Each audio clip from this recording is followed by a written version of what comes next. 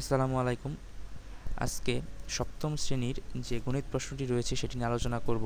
তো সপ্তম শ্রেণীর গণিতের প্রথম যে প্রশ্নটি রয়েছে সেই প্রশ্নটি এসেছে সূচকের গল্প থেকে, এবং এখানে বলা হয়েছে যে প্রতি মাসে টাকা জমাতে, অর্থাৎ যে পরিমাণ টাকা জমানো হবে তা দ্বিতীয় মাসের সাথে গুণ হবে।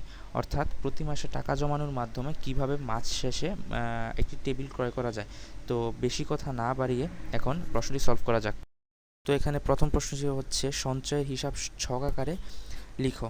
তো তো এখানে একটি ছক দেওয়া হয়েছে যে ছকের মধ্যে প্রথমে রয়েছে মাস, তারপর সঞ্চয়ের টাকা, প্রথম মাসে 3 টাকা, দ্বিতীয় মাসে 3 গুণ 3 9 টাকা, তৃতীয় মাসে 3 গুণ 3 গুণ 3 27 টাকা। তো চতুর্থ মাসে এরকম 4টা 3 গুণ, পঞ্চম মাসে 5টা 3, ষষ্ঠ মাসে 6টা 3। তো এরকমভাবে 10 পর্যন্ত বের করতে পারো।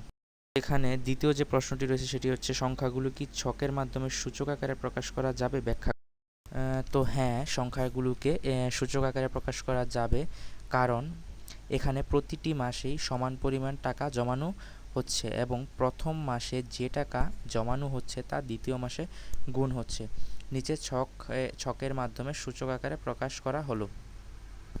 তো এখানে দেখা যাচ্ছে যে মাস, সঞ্চয়ের টাকা, সূচকীয় আকার। তো প্রথম মাসে 3 টাকা, তো 3-এর উপর সূচক 1। দ্বিতীয় মাসে 3 গুণ 3, 3-এর উপর 2। তারপর তৃতীয় মাসে 3 গুণ 3 গুণ 3, 3-এর উপর 3। তো এভাবে 10 পর্যন্ত বের করতে পারো। তো 10 নাম্বারটা হবে 3-এর উপর 10। তো এটা হচ্ছে 2 নাম্বার অ্যান্সার। তো 3 নাম্বার প্রশ্নে চাওয়া হয়েছে পঞ্চম মাসে তোমার সঞ্চয়ের পরিমাণ কত টাকা হবে। তো পঞ্চম মাসে সঞ্চয়ের টাকা হবে 5টা 3 গুণ, অর্থাৎ 243 টাকা। তো এটা বাংলায় করা হয়েছে, যদি প্রশ্নে ইংরেজিতে আসে তাহলে তোমরা ইংরেজিতে করবে।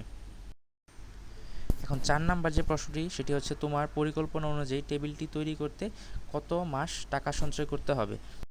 তো আমরা যদি ধরি টেবিলের দাম 2000 টাকা, তাহলে সপ্তম মাসে টেবিলটি তৈরি করতে পারবো।